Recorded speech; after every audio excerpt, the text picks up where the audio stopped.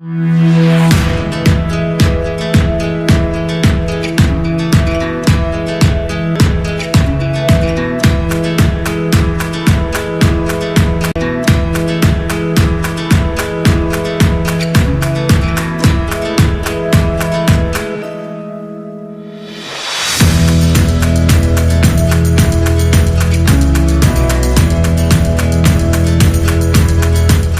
learners, in this video we'll see a panel discussion on the concept of justice in the Indian context.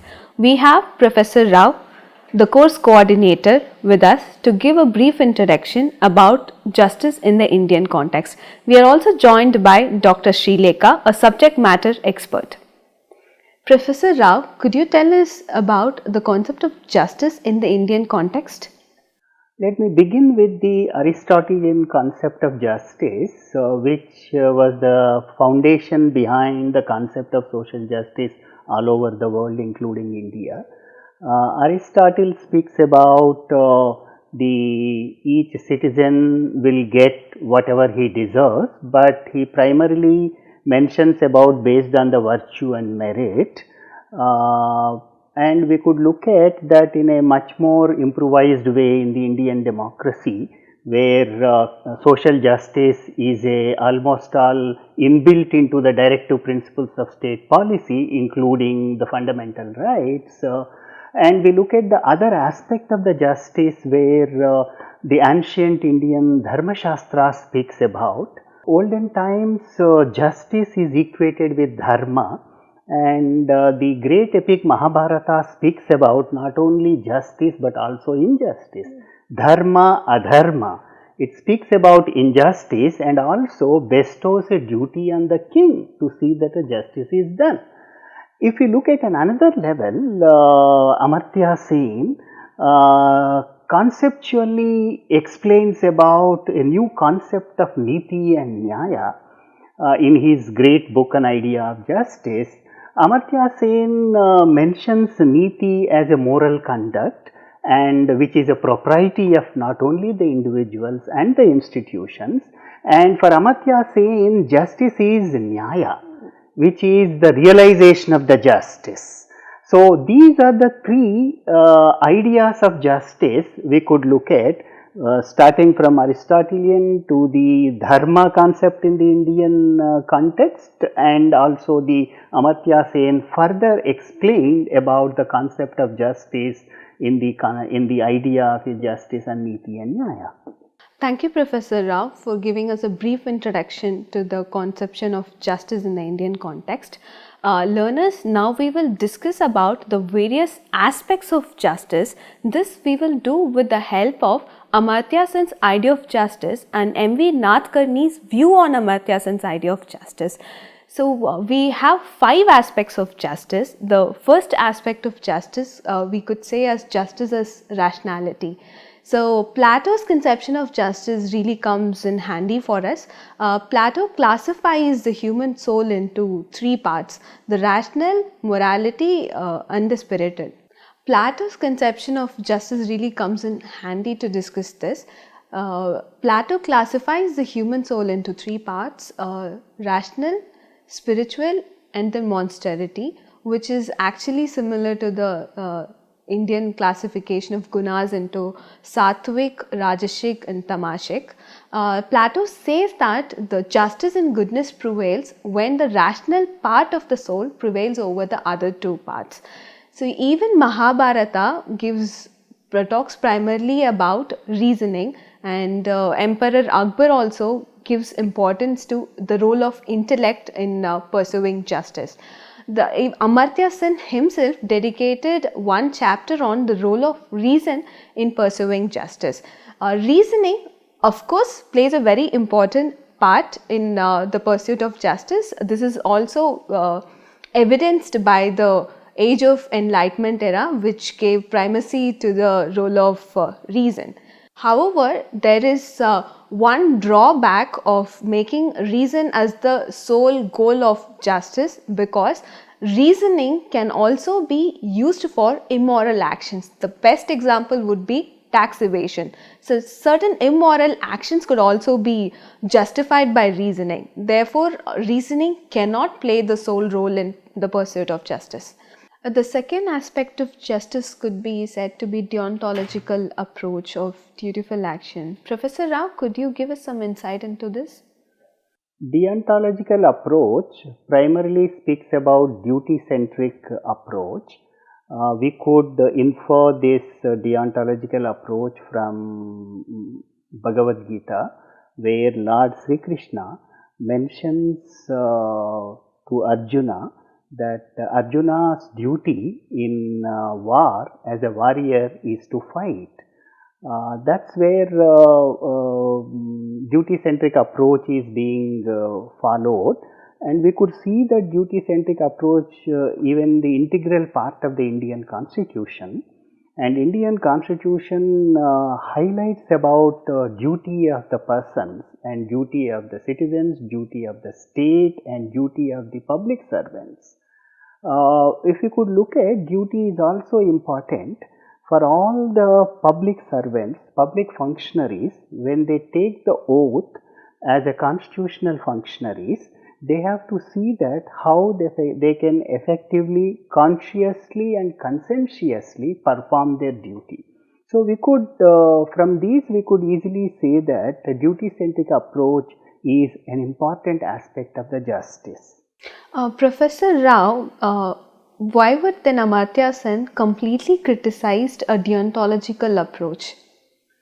Amartya Sen wants to look at duty as an important rather than a right, whereas Professor Nadakarni also says this may be right, but partly he mentions that duty-centric approach is the first one rather than looking at the rights. This general argument we can see whenever any citizen or any person speaks about their rights. The immediate question comes, first you think about duty. So how we could see even in the legal theory how rights and duties are correlative with each other. Which takes the prominence? I think that depends upon the particular context, and the state primarily speaks about duty first, citizens will say rights first. So this is a constant debate between rights and duties which are correlative to each other. So you want to say that this in legal aspect also, the duty plays a very important role when it talks about legal aspect? I would consider duty also is a bounden duty of the first state to guarantee, safeguard, protect and promote rights.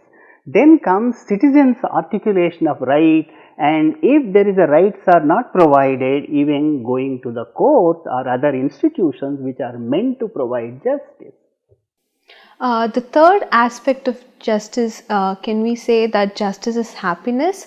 So Professor Rao, could you also explain this aspect for us? Yeah, this justice as a happiness we can look at from the Benthamite conception of happiness, which he says is largest happiness, greatest happiness for the greatest number. Ultimately, the duty of a state is to provide any law, any policy which promotes greatest happiness to the greatest number. But we shouldn't lose sight of not only the majority people's happiness, but also even a simple minority also have to be taken into consideration. In fact, here we should remember the Gandhi's talisman policy. Gandhi long ago advised to the policy makers in India, he said, whenever you make any law or policy, please remember a common ordinary citizen of India. The laws, policies which you make, whether will benefit this common man. That should be the major mantra of all policy maker. If that is clearly taken care, justice is immediately will be provided to majority of the populations. So you want to say that along with the majority, we have to take into consideration of the minority. Both have to go up together. Yeah, in fact, in the context of the globalization, that's much more important. When we lay down any laws and policies, For instance, the displacement related development. So, development is necessary, globalization is inevitable, but at the same time it should not displace the people. If it is displacing the people, relief, rehabilitation, proper mechanisms has to be provided. So, ultimately justice is something which always questions the state and the citizen to be on the right side of the justice. So, can I say, is it safe for me to say that happiness alone cannot play a supreme role in deciding what is just and unjust? Yes, you're right. So, the fourth aspect of justice could be justice is mutual advantage. So, Dr. Srilekha, may I request you to give some insight into this? Like many thinkers, no, they feel that this justice as mutual benefit is not at all justice, because when this comes to a bargaining between two parties, and these two parties are not equal in the respect of like preferences or status or wealth, then there is a question on justice. Like I'll give you a simple example. If there is in a particular game, there are two parties, right, or two players, for example, and one player is highly trained player and the other one is not highly trained, maybe little trained. So that highly trained player may not ask for a highly trained coach, but the other person who is not highly trained, he may ask for that. So here there is a question of justice. If we recruit a highly trained coach, then whom you are in this justice to? I'll again bring out another example which will fit into our corporate world. In organization, this negotiation has become a very important factor. And when this in a negotiation table, when two people come and one is very powerful like the boss and the other one is the employee. So you see there is a kind of power differences. There what happens? Always the decision will favor the boss. Here also there is a question on justice. So we always would not say that justice as you say mutual advantage. There is a question. I think some of these instances we should look at, we should go beyond the mutual advantage. Law primarily looks at if somebody who is a weak party, I think state should come and provide a rescue and see that equality and balance is maintained between two, either in the negotiating table or any other sports or a game, and that is an ultimate aim of the justice, to see that justice is not only done but seems to be done. I think we have already drifted our discussion to Amartya Sen's capability approach. So, the fifth aspect of justice could be said as justice is freedom.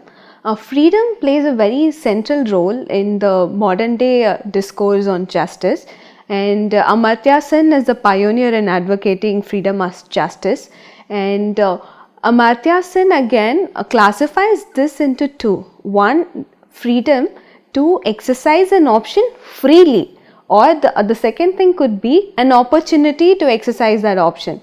So Amartya Sen here says the real freedom is when you get to exercise that option freely out of choice.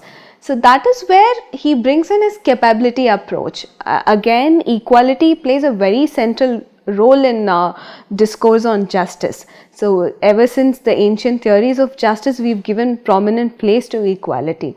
So now with this equality, the discussion on equality, Amartya Sen take it to another level where there should be an equality of opportunity. So this Amartya Sen's capability approach, actually it is sort of a spin-off of distributive justice, but it goes beyond the regular discussion on resource-based distributive justice. He does not focus on the means of living, but he believes in the opportunities of living. So Sen believes that the capability approach to justice could reduce the poverty gap, the manifest inequality. Again, it brings back to the realization based justice, his concept of nyaya. So this capability-based approach could play a very central role in achieving justice in practical terms. So he basically he talks about the practical aspects of justice, like how to go about to fulfill that whatever means like legal aspects or whatever we have formed, how to go with that to fulfill means that functional level. That's where he discussed about this maybe capabilities or equal opportunities. Maybe that is again articulating the basic needs theory of justice in another way. So we had a very insightful discussion on various aspects of justice today. Thank you, Professor Rao. Thank you, Dr. Srilekha, for giving us insights into various aspects of justice. Thank you.